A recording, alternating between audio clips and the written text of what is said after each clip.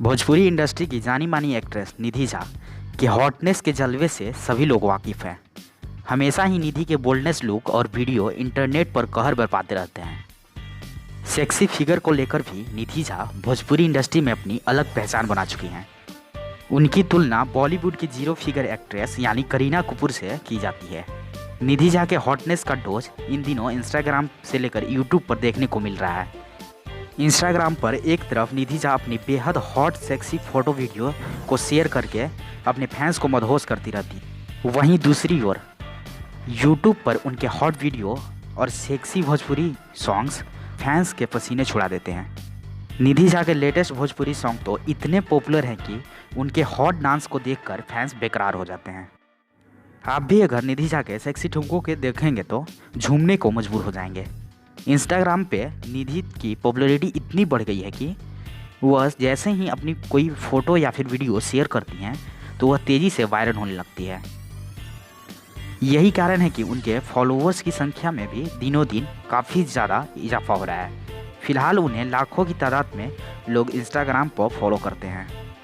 Instagram के अलावा YouTube पर भी उनके हॉट वीडियो खूब देखे जाते हैं। आपको बता दें कि बिहार की समस्तीपुर की रहने वाली है निधि झा।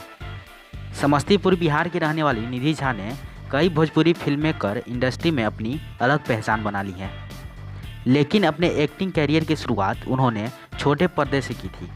निधि ने कई टीवी शो किए हैं जिसमें बालिका वधू, सावधान इंडिया, अदालत जैसे कई पॉपुलर टीवी शो शामिल है।